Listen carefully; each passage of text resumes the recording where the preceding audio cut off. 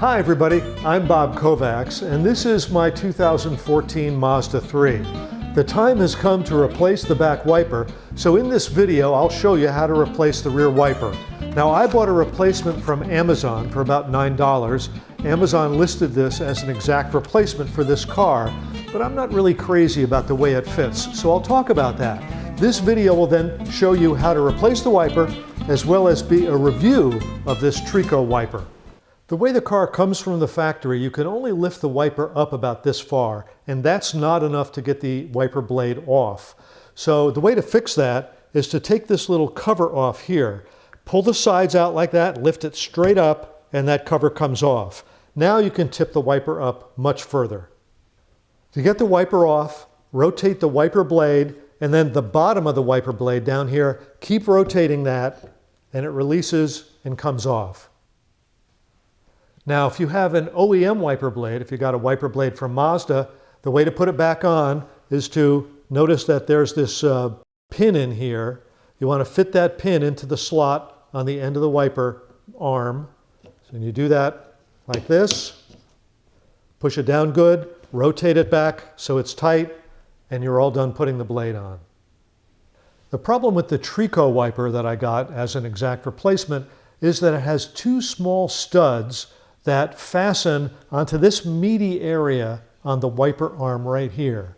And the wiper arm doesn't really seem to want to accept those studs, so it doesn't really fit very well. In fact, in the process of trying to get it on, one of the little studs broke off. So it will go back on now. It has one of the studs, and that one stud does give it enough drag that it will probably stay on the car just fine, but it doesn't really seem to attach very well to this, but I'll show you the process of how it goes on. This is the Trico wiper, and this is the pin on the Trico wiper that fits into the slot on the wiper arm on the car. Now you can see here's one of the studs on the Trico wiper. There's another one on this side that broke off in the process of me attempting to get this onto the car. So you put the Trico wiper in, the pin goes in the big slot, rotate it around, and now it's in.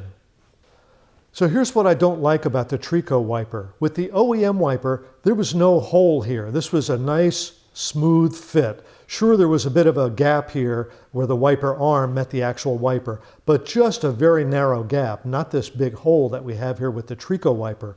Also with the Trico wiper, there's a space here. There's a gap between the wiper arm and the surface of the actual wiper. And with the OEM wiper, this was totally flush, a nice, smooth fit. So I don't really like that about this. I'm sure it will work okay, but I'm a little concerned that if ice builds up in here, it could cause some sort of a problem. Whereas with the OEM wiper, there wasn't this big gap to cause a problem, wasn't a big hole like that. So I'll tell you what I'm going to do. This is the Trico arm. It's got a brand new rubber blade on it. This is the old Mazda wiper. It has an old blade that's as old as the car. It's now more than 4 years old, going on 5 years old.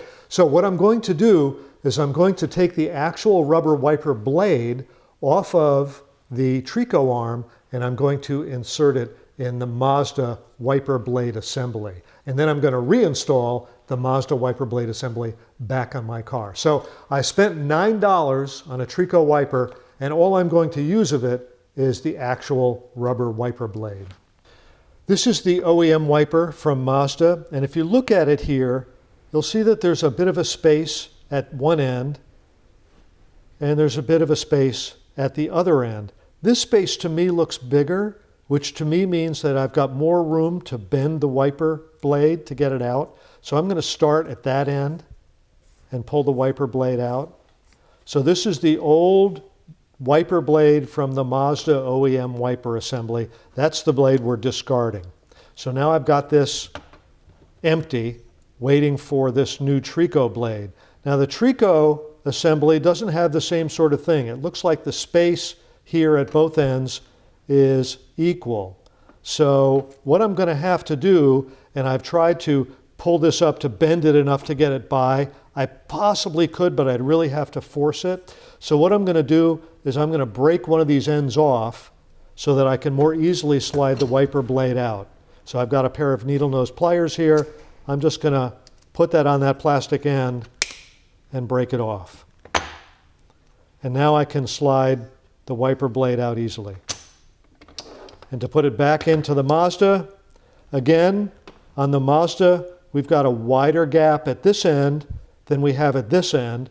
So this end, because it's wider, gives me a little bit more room to bend things. So I'm going to start it at that end, feed it through the second one, and feed it through the third one, making sure you get it past this stop here on the end. Now it looks like I've got a little bit of a slide out there with that metal piece. I just pushed it back with a fingertip. And now we have the Trico wiper mounted in the Mazda wiper assembly. So now that the Trico wiper blade, the actual rubber blade, is mounted on the Mazda wiper assembly, the time has come for me to mount it back on the car, just like that. And I really like the way this fits. Everything is flush. It looks the same good factory appearance that the Mazda wiper had. The last part of the process is to get this cover on the end, which snaps on just like that. And finally, it's all done. Hey everybody, I'm Bob Kovacs. Thanks for watching.